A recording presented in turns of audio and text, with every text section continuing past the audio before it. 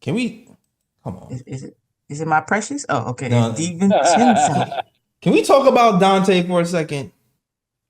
Can we? Because Can we? this is when Lee says executive of the year.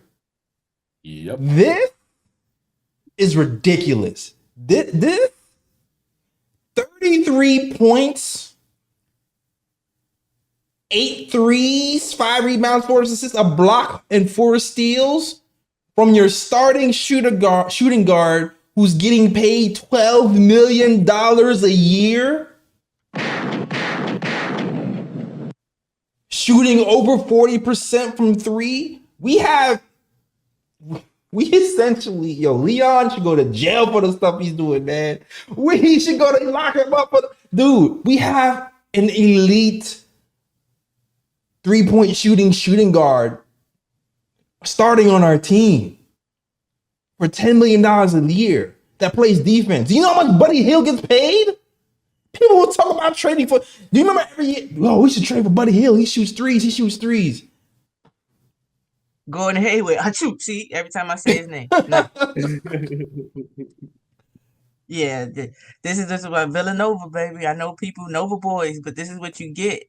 They don't shy away from the bright lights. They don't back down, and it's constant effort. They're not just looking to shoot. They're not just looking to score. They're going to do a little bit of everything. You see the instant rotations. Dante coming with help blocks. Same thing with Josh Hart. Like they just do whatever they need to do to win. And when you have multiple, like I was saying in the beginning of the year, when you have multiple of them, multiples capable of players, good things happen. Yeah, I feel crazy. I had to convince a lot of fans that Dante is going to be okay. That you're going to like him. I said that in the beginning of the year too. You will be a fan at the end, but before the end of the year is over. Ebony, I didn't see this coming though. This is ridiculous. 30 back-to-back 30 points games is ridiculous. Like he hasn't had he had a career high. What season is this? This is 8th season, 7th season in the NBA. He had his career high of like 25 points this year. And now he's having back-to-back 30-point games. Like, that's insane. Yeah. Injury had held him back in some of them seasons too. So, this is like his biggest role yet since his career has started. Golden State gave him an opportunity. He outplayed his contract. That's why he's here. Because if he didn't do that, he definitely would still be a warrior. They wanted to keep him. That new CBA, man, it give us and take us. We lost IQ because of it, but we got Dante because of it. It's weird how that works. Yeah. I think Leon's ability to improve his roster without giving up a single first-round pick to do so.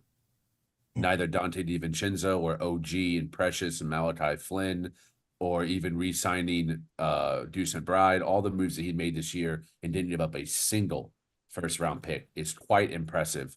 And I think moves him, to me, in that top spot for executive of the year. And then also considering the OG trade, the impact, not just the probable plus minuses, the eye test impact of his defensive ability, how switchable he is. Not only that, but also to maneuver to get Precious as well in that deal. I think it was extremely intelligent because now you replaced both the roles of IQ and RJ. We still need that backup playmaker, but you gave up 2 rotation pieces and got 2 rotation pieces. That was really key. And once I heard Precious, I said this, I started feeling a lot different about the trade because I was like, damn, these are 2 high-level defenders we're bringing in here. 2 guys who have high, above-average athleticism. Something else we were missing too. Like it was a clean sweep all around in every deal he made. The moment McBride got that check, his 3-point shot started going through the roof. So major props to Leon Rose.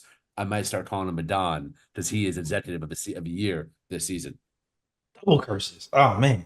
I agree with Lito. I was about to say, y'all know. See, this the closest I'm gonna get. I was about to say, if this keep going on until, like you said, Tibbs and that coach of the year, I ain't think I was gonna say this in the beginning of the year. But that coach of the year, he might be up for that number 2. You might be This will be number 3. It might be. I'm talking about in the Knicks. So you're right. Yeah. The number 2 in the Knicks. That'd be wild. Go together. Yeah. So wild. He has to get an extension. If Julius Randle misses time, he's missing time. If he misses even more time, if we keep racking off wins, like that extension talk is he's not even gonna say it. He's gonna show up. He's just gonna, and now what more can I say? Like it's like it's crazy. But but back to Dante too. I'm excited about the spacing we have. Because shout out to Tommy Bear who tweeted something.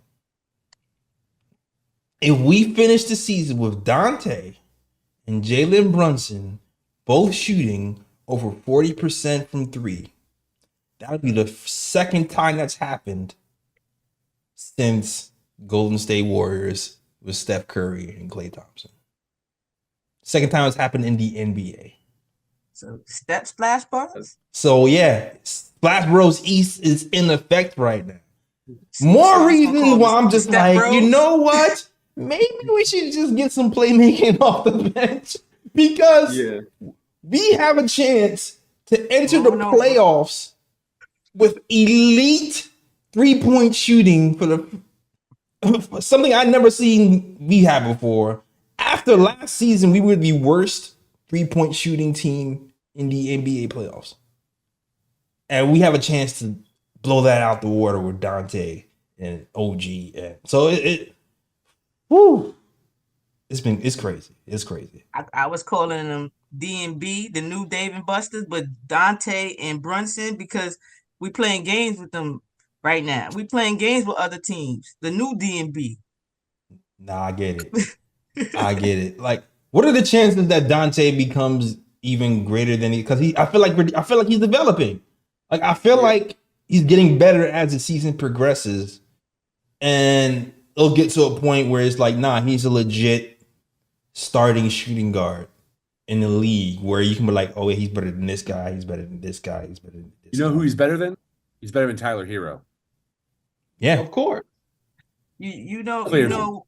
Oh yeah, facts. I believe that too because Tyler is he don't play no defense. The bum.